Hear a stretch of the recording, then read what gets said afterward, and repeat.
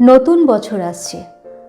আপনি হয়তো ভাবছেন সব কিছু নতুন করে শুরু করবেন। আপনার এমন ভাবনাটাই ফালতু।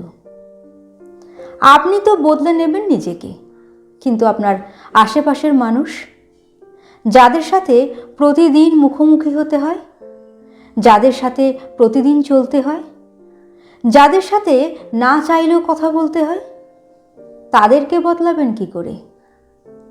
তারা যেমনটি ছিল আগামী বছরেও তারা তেমনটিই থাকবে।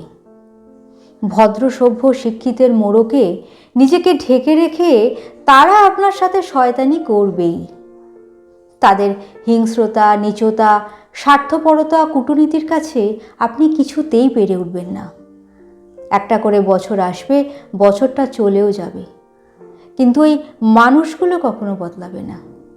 তাই নতুন বছর নিয়ে উন্মাদনা দেখিয়ে লাভ কিছুই নেই।